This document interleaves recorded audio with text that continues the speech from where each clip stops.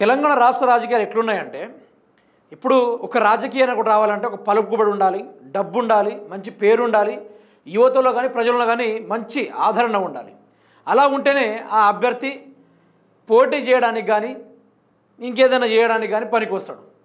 ఇది లక్షణము. కొందరు పాదయాత్రలు చేశారు కొన్ని ఏండ్ల తరబడి, ఎమ్మెల్యేలు కావడానికైనా సీఎంలు కావడానికైనా 9 ఏళ్ళు 10 ఏళ్ళు 2 ఏళ్ళు పాదయాత్రలు చేస్తూనే ఉన్నారు ఇంకా కూడా. కానీ వాళ్ళ జీవితాలు ఇప్పటివరకు మార్పు కూడా రావడం లేదు. కానీ తెలంగాణ రాష్ట్రంలో రాజకీయాలంతా వేరుందబ్బా.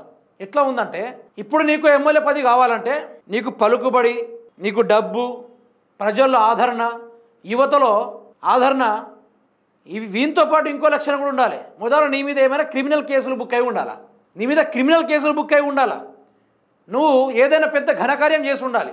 కొన్ని ఉంటాయి కదా ఇల్లీగల్ యాక్టివిటీస్, అవన్నీ చేసి ఉండాలి, ఇంకేదో చేసి ఉండాలి. అట్లాంటి వాడు అయితేనే తెలంగాణ రాష్ట్రంలో కాంగ్రెస్ పార్టీలో ఎమ్మెల్యే అవుతారు, లేకుంటే కారు. ఇప్పుడు ఫలానా ఎగ్జామ్ ఉందనుకోండి, ఆ ఎగ్జామ్కి కొంత సబ్జెక్ట్ వైజ్గా ఉంటుంది, ఫిజిక్స్, ఇంగ్లీషు, మ్యాథ్స్ అనుకుంటే సంథింగ్ ఉంటుంది.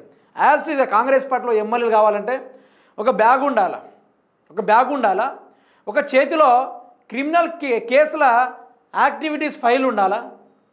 ఈ రెండు ఉంటే నువ్వు సీఎం కూడా కావచ్చు.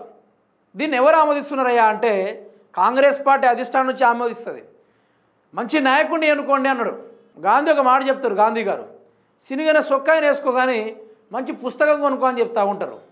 ఇక్కడ ఎట్లుందంటే మొత్తం లంగ పనులు చేసినా పర్వాలేదు, నీ దగ్గర కొన్ని వేల కోట్ల రూపాయలు ఉన్నా పర్లేదు, నీ దగ్గర మంచి పేరు పలుకుబడి ఉన్నా పర్వాలేదు, కానీ దాంతోపాటు ఒక లంగ పని కూడా ఆడై ఉంటే నువ్వు ముఖ్యమంత్రి ఇంకా పెద్ద మంత్రి అవ్వడానికి అవకాశం ఉంటుంది అనేది క్లారిఫై అయింది. అయితే నిన్నటిదాకా ఈ నవీన్ యాదవ్ గారు ఓటర్ ఐడి పంచుతూ ఈసీకి వ్యతిరేకంగా ఎన్నికల కూడా అమలవుతున్న టైంలో కూడా అతను చేయాలని పని చేసిండు, లిమిట్స్ క్రాస్ చేసిండు. అట్లాంటి మొదలు పార్టీ నుంచి సస్పెండ్ చేయాలి అనేది ఒకటి బాగా జోరుదారుగా వినపడ్డది, అది బాగా హైలైట్ కూడా అయ్యింది. అయితే ఇప్పుడు దాని గురించి ఇప్పుడు ఏం చేస్తున్నారు అంటే ఈ మంచి మనిషి ఇతన్ని జూబ్లీ హిల్స్లో నిలబెడితేనే మనకు ఓట్లు దండిగా పడతాయి, మళ్ళీ బీసీ బిడ్డ అనుకుని ఒక పేర్లు కూడా పెడతా ఉన్నారు. ఏందో వాళ్ళ తెలివితేటలకు వదిలేస్తున్నాం ఇక మీరు ఒకసారి చూడండి ఈ ముచ్చట.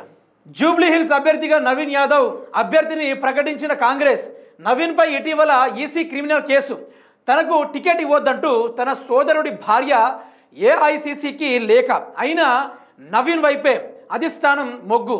మరి మీనాక్షి నటరాజన్ గారు అసలు తెలంగాణలో అడుగు పెట్టిలో లేదో, ఆవిడ గారు ఉత్తమరాలు, ఆవిడ గారు చాలా గొప్ప మహిళ, అసలు నీతి నిజాయితీకి పెట్టిన పేరు. ఆవిడ గారు ఏఐసిసి చీఫ్గా ఉండి తెలంగాణ రాష్ట్రంలో ఏ నాయకుడైనా పార్టీ లైన్ అతిక్రమిస్తే అతన్ని సస్పెండ్ చేస్తానని ఏ విధంగా చేసిర్రు, మరి నవీన్ యాదవ్ కూడా అదే విధంగా చేసిండు కదా. మరి పార్టీ నుంచి సస్పెండ్ చేయాల్సింది పోయి టికెట్ ఇచ్చిర్రంట. నేను ఏమంటున్నా, నీ దగ్గర ఎన్నున్నా పర్లేదు, నీ మీద క్రిమినల్ కేసు ఉండాలా. ఇక్కడ నుంచి గుర్తుపెట్టుకోండి, తెలంగాణ సర్పంచ్ స్థాయి నుంచి మొదలు పెడితే సీఎం పదవి దాకా నీకు ఏ పదవి కావాలన్నా నీ దగ్గర డబ్బు పలుకుబడి కాకుండా ఇంకోటి కూడా క్రిమినల్ కేసు బుక్ అయి ఉంటేనే నువ్వు ఎమ్మెల్యే, ఎంపీటీసీ, జడ్పీటీసీ, ఇంకా సర్పంచ్, సీఎం, ఎంపీ అవడానికి ఆస్కారం ఉంటుంది. ఇది తెలంగాణ చరిత్ర. అర్థమైందా? ఎంత చదువుకున్నామని లెక్క కాదు, ఇక్కడ ఎన్ని క్రిమినల్ కేసులు నీ మీద బుక్ అయి ఉందో అది కావాలి. అయితే ఈయనకు టికెట్ ఇవ్వడానికి నిరాకరించారు వీళ్ళ యొక్క తమ్ముడు భార్య గారు. ఎవరికి లేఖ రాసిరట?